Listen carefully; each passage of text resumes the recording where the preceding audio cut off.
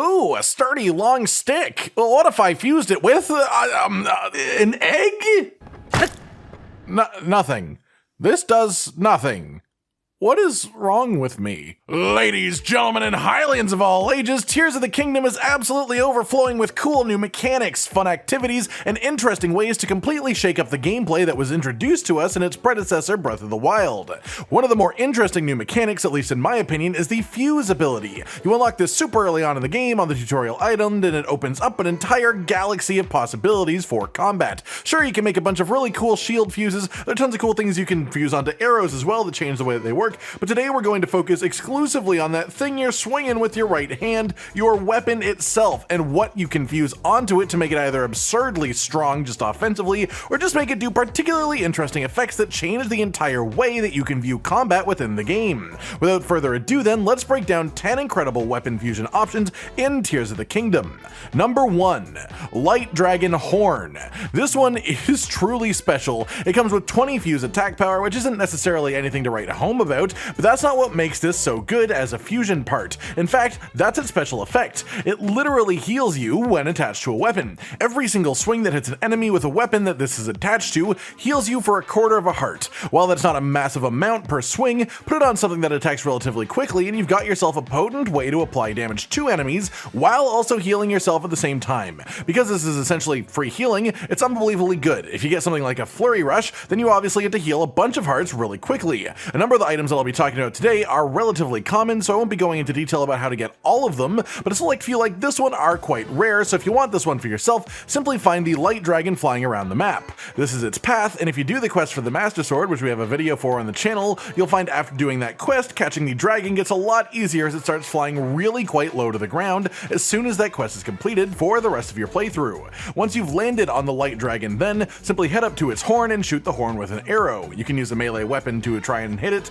but there's a chance that this will hit a part of the body other than the horn, and that will give you a scale instead of the horn. The horn is what we're after here, as it's simply the best part for the job. You can only get this once before the dragon sort of deactivates, essentially, then it takes a while to recharge before you can go back to it and hit it for more goodies. As a result, it's worth mentioning that there is a vendor in Terrytown over here in the east, this big duck guy, who will turn a fused weapon into its base parts for the measly cost of 20 rupees. This essentially repairs fusion parts back to their full durability, so you can refuse it to a new weapon and give it a go again, which is fantastic for a rare part like this. Number 2, Cannon Spear. This, for all intents and purposes, is a gun. A big gun. That's right, you can have a gun in Tears of the Kingdom. All it takes is a spear, any kind of spear, or a sturdy long stick. That's generally what I'd recommend, just because the attack power of the weapon itself isn't important here so much as the durability of it allowing you to do this for a longer period of time. Then you also want a cannon, the zonaite item cannon.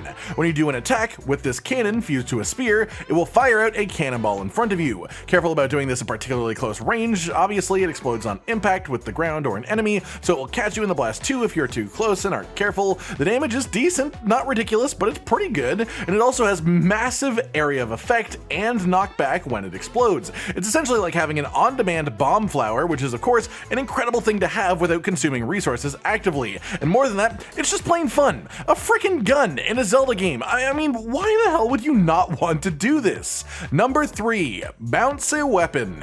This works for most weapons. I find it works best with two-handed swinging weapons, as in not spears, but spears can also work with this. Essentially just get a big stick of some descript, attach any type of mushroom to it, even the basic Hylian shroom, and it should change the name of it to something like Bouncy Stick, or in this case, Bouncy Ore. It truly lives up to that name, honestly, as you can see here as I'm about to launch this moblin over a cliffside, follow it down, and then launch it even further, because why not? I'm just messing around with it at this point. It gets ridiculous distance off of this, not really even accurate to really label it as a simple knockback, it just frickin' goes into the distance. So essentially, this is just a corked baseball bat capable of getting a home run with any enemy small enough to be affected by a knockback in any way at all. It's super easy to make, super simple to get, so you can always have one of these with you if you actually want to, and it's great for controlling larger groups of enemies as a result too. 2.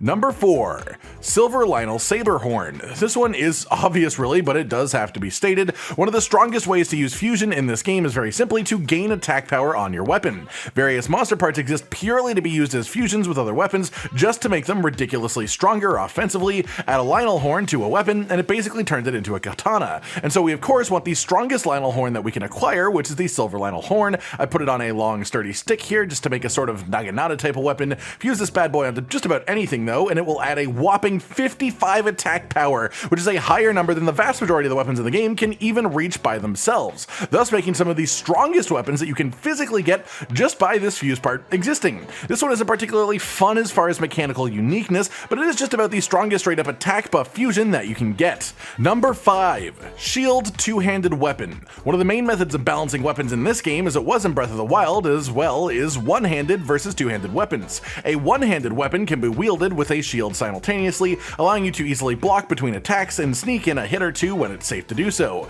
whereas two-handed weapons remove that ability but are generally stronger, better movesets, much longer reach so you can attack from further away, and often just higher damage numbers as well. But what if you could have the best of both worlds? Obviously this isn't a straight buff, as it means that you can't fuse an attack increasing item onto your weapon, but you can actually fuse a shield straight up onto any two-handed weapon, and then when you press the block button, you will block with the shield attached to your stick. You can parry with this even if you get the timing right. It genuinely is just like having the full functionality of a two-handed weapon and a shield at the same time, which is actually really quite silly when you consider how big of a deal this is mechanically speaking. This is cheating. Number 6. Ice Spear. Got water in front of you? Not feeling like swimming? Well, I've got a very cool solution for you called the Ice Spear. Get yourself a nice sturdy long stick. We'll be using those a lot. It's just sort of a nice base for a lot of fusions. Grab an ice fruit, which hopefully you already have. Throw the ice fruit into the water and it'll make a little icy platform that you can stand on. Nice, right?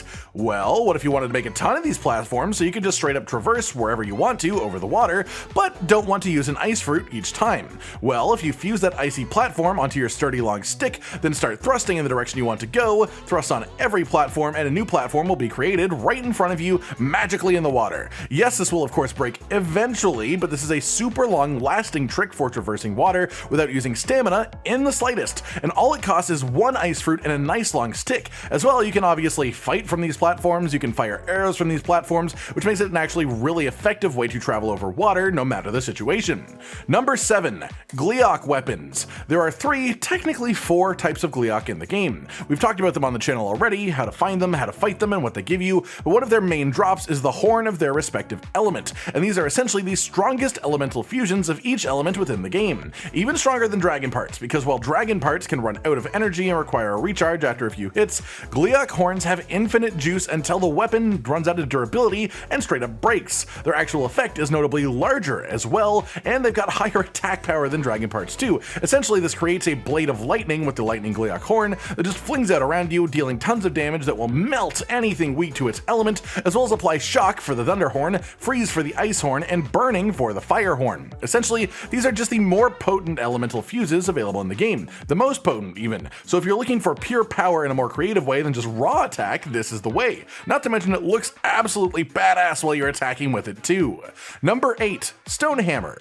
Again, this is a simple part of your general kit. The game is full of breakable rocks that require blunt weapons to destroy. Even mining in general requires blunt weapons to break the rocks, and while you can accomplish that even with a twig and a rock fused together, there's a much better way to do it. One that does more damage per swing, has a lot more durability, and thus gets the job done a lot more efficiently over the course of your journey. This is Stone Talus hearts. When you defeat a Stone Talus, it will drop its heart as a material, but you can't like pick it up and put it in your inventory, carry it around with you. It just sits there on the floor where you killed the beast. I wonder why. It's almost like the game is just begging you to fuse it to a weapon right here on the spot. So why not? This is essentially the trick for the most durable hammer fusions in the entire game, while also packing a hefty punch for anything that's actually weak to this type of damage. So getting one of these for yourself will essentially just get you a perfect mining weapon and rock breaking weapon too to carry with you for the majority of your journey through the game, as long as you go to the fusion repair shop anytime that the weapon starts getting low on durability.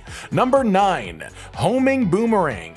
The name of this even sounds a bit silly, but of course there are boomerang weapons in the game and they are neat, essentially the only way to throw a weapon at an enemy without having it break in one hit, which is essentially just a ranged weapon that doesn't have a consumable cost. But the special sauce here is that throwing weapons requires skill, and so what if it requires much less of it? Key eyeballs specifically state that they give arrows a homing quality, but what about weapons? Well, if you stick it on a spear, it will make that spear when thrown home in on an enemy, which is great, but again, those break in one hit when thrown, even the extra durable ones, but boomerangs are made for that, right? Well, this actually sort of works. It's not quite as effective as you might hope. It doesn't make a totally terribly thrown boomerang home in on the target from way in left field, but what it does do is make it curve early. Essentially, if you miss the enemy by throwing too far to the right, the key's eyeball will start the boomerang's curve earlier than it normally would curve, so that you hit the enemy every time, which is really neat. And the only negative here is if that specific interaction happens, it has a higher chance of stopping the boomerang from coming the whole way back, so it's a trade-off really. Higher chance of hitting if you struggle to aim,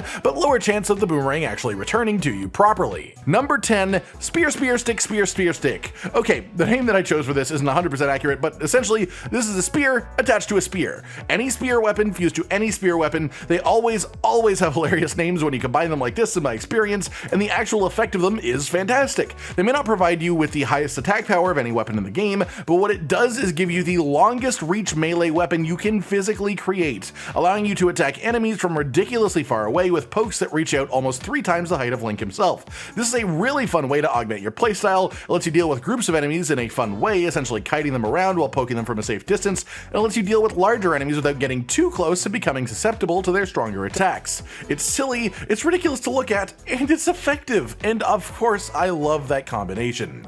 That'll do for today, everyone. 10 incredible weapon fusion concepts to bring into your own game and change the way that you look at Tears of the Kingdom from here on out. Of course, stick any of your own interesting ideas that you've had for fusing weapons in the comments below, whether they be for weapons themselves, shields, or even arrows. We might even share them with the community in a future video. I hope you've enjoyed this, and I hope you enjoy using these incredible contraptions yourself. Like if you liked the video, subscribe with the notification bell for more, and most importantly, ladies and gentlemen, until next time, stay sweet.